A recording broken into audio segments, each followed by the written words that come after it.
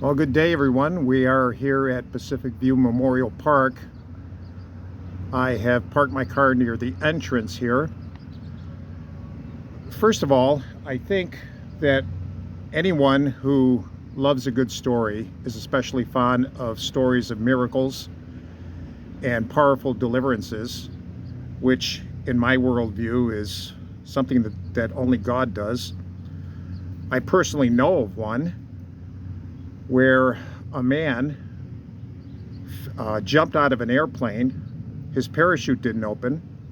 He fell almost 6,000 feet, hit the ground, and lived.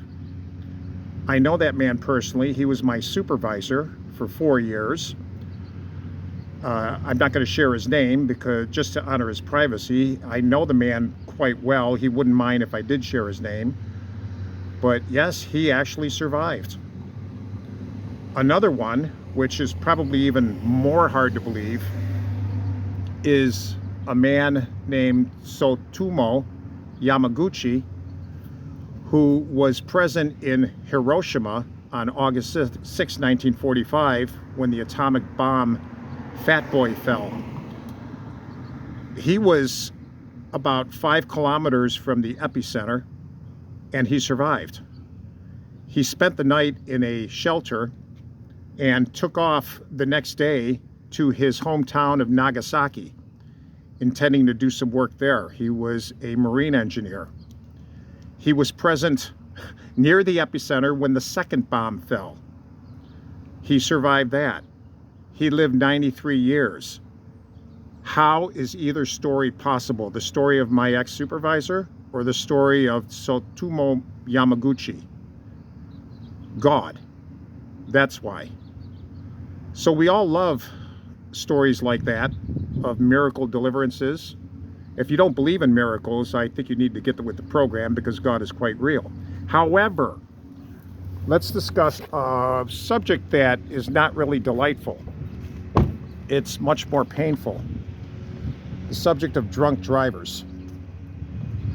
Over here near the entrance, we have a memorial which was set up by Ronald McInroy upon the tragic death of his daughter, Ann.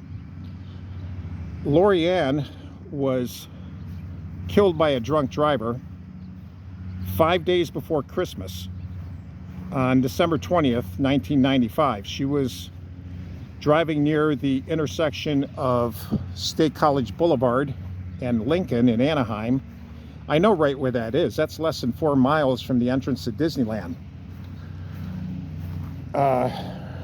For some 3 or 4 years, and this is her bench memorial, for some 3 or 4 years, they were trying to get funds together to build this stone structure here.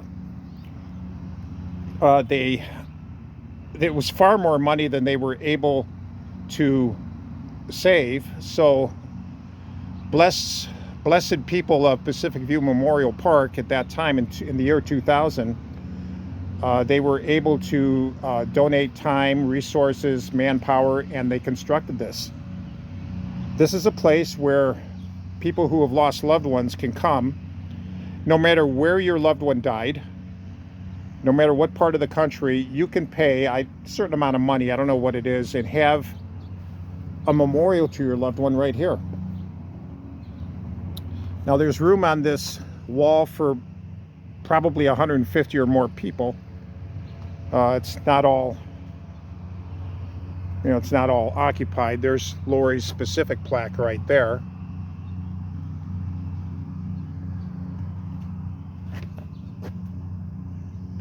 I don't know if there's any other drunk driver memorials like this in the United States. Maybe there is. But when they put it together, they had never heard of such a thing. I mean, there's a memorial for the victims of the atomic bombing in Hiroshima. I just mentioned that a while ago. The incredible survival of Mr. Lucky Yamaguchi. And there's a memorial park there for the victims. And we've heard of memorials set up for victims of AIDS or the dead in war. The Vietnam War Memorial, for example, in Washington, D.C., people can go there and commiserate and grieve. But when this was done, the McInroys weren't aware of anything like this. So this may well be one of its kind.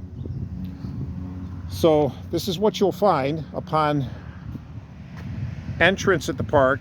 If you turn immediately to your left, the memorial's right here. This memorial project was originated by Lori McInroy Curler's brother, Kevin, soon after her tragic and senseless death at the hands of a drunk driver. He wanted to create a place where her son, Lori's son, Brandon Kyler Curler, and other survivors could come and meditate the loss of loved ones who died in a similar manner. Thanks to a small core of believers who backed this project, among them the wonderful people of Pacific View Memorial Park. They backed this project with enthusiasm and money. The wall is now a reality. May it grow to a place of significance in the lives of those visiting here. You know, just 2 days ago in the New York Post, there was an article about a very, very drunk Stephen Schwally, who in just a couple of weeks ago, driving drunk, he admitted to the police that he had guzzled down 18 beers before the crash, but he crashed into a nail salon in Long Island. He killed an off-duty NYPD police officer and 3 others, injured 9 more. And yeah, you better believe he's in deep trouble. But folks, don't drive drunk. Proverbs 20 verse 1 says, wine is a mocker, strong drink is a rager. Those who are deceived by it are not wise. So now I'm going to go up the hill and visit the final resting place of Ronald McInroy. He died a few years after Lori Ann did, and Lori Ann is up the hill. Ron's wife, Lori Ann's mother, is still alive. But let's go up the hill. I think I'll do another video for this one.